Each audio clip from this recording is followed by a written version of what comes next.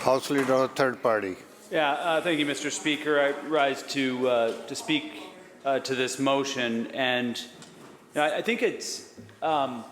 We heard what the official opposition House Leader had to say. And I think the recent history that we've experienced in, frankly, a chaotic legislative agenda, and how it's been delivered, and then how the House is subsequently managed. And I just ask members of this place to go back to grade 9 or grade 10 social studies. For some people the curriculum might have substantively changed. For others, you might remember that this government was created with an executive branch and with a legislative branch, and separation between those powers. And in this House, unlike others of our cousin houses across the Commonwealth, in this House, there is a dangerous blurring of the separation between the legislative and the executive branches. At times, it feels like we should just have the Premier's office move right on into this chamber and just make decisions.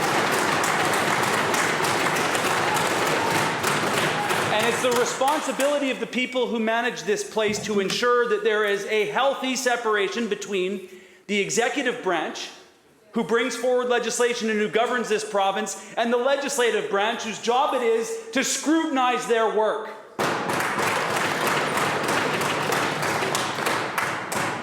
Because what is happening in this House right now is a dangerous blurring that lives past the precedents that are set by this government. This government acts like they're going to be sitting in those seats forever. But they may not after next November. I know they don't believe that that's going to be the future, but a different group might be sitting across there. And the very same tools and tactics that have been used to capture this place by the Premier's office could be used against them. They could be complaining about this just a few short months from now.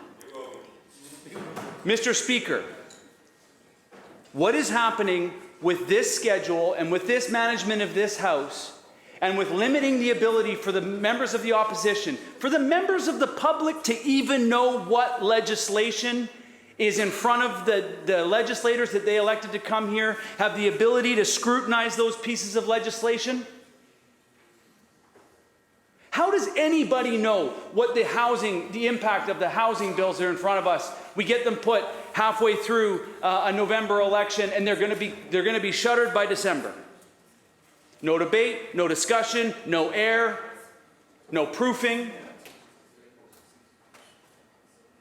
The critics scrambling to try to understand what it is, because they've painted a picture in about 5 or 6 different buckets, and we're supposed to find a way to figure out how the buckets line up. No idea. No idea the impact that it's going to have. No time to understand what the forestry impacts were. That legislation still, in broad strokes, hasn't been regulated. They smashed it through, gave themselves a bunch of power, took it, and now are taking their time. Took credit for the changes, by the way, that haven't been regulated on the ground. This House should be a democracy. It is not acting like a democracy. We have essentially given power to a group of people, the executive, and they have full control over what we debate, when we debate it, and for how long we debate it. It is infuriating. Because then we have to go back out to our constituencies. We've got to go back. I got to go back to Saanich North and the Islands and say, yeah, that place that we have gave good air to that piece of legislation. It's going to actually change the investment you've made in your real estate. It's going to change the form and character of your community. It's going to change how our forests are managed. We had a member talking about clear cutting. We have no idea about what the future of that is, even though we've had legislation around forestry. Bang, bang, bang, bang, bang. This is how this is. Does this remind us of grade 9 or 10 social studies in any way? Certainly not how our Westminster system should be working. Not even close. this House and the management of the time in this place should not be at the whim of the people that are bringing the legislation in, and not even giving us the moments we need to be able to understand the legislation that's in front of us, so that we can ask informed questions, so that we can critique it.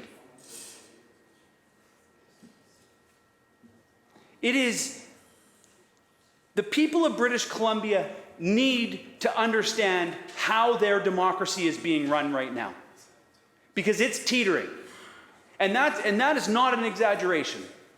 We have a situation where we ask the question, okay, how can we tighten this up? How can we offer something of value to this situation? Because there's not even the basic rules in our standing orders that puts any controls around what government, this government, future governments can do. It used to be that there was some conversation and handshakes that the House leaders had where actually we operated with collaboration, collectiveness alongside the Speaker in order to make sure the flow of business was done. Those meetings aren't happening anymore. The collective, the whole group. Little notifications, this, that, here we go, another day long here, you know.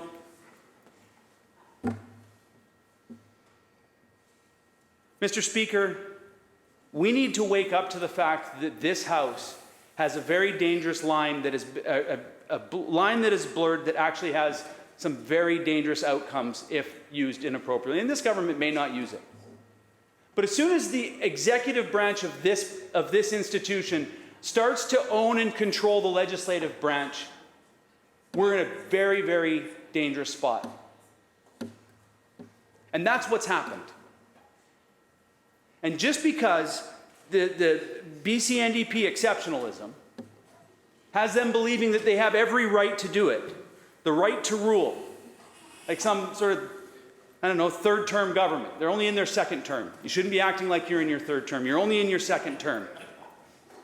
But they're acting with the arrogance of a third-term government, Mr. Speaker. And it needs to stop, and it needs to stop now. Thank you.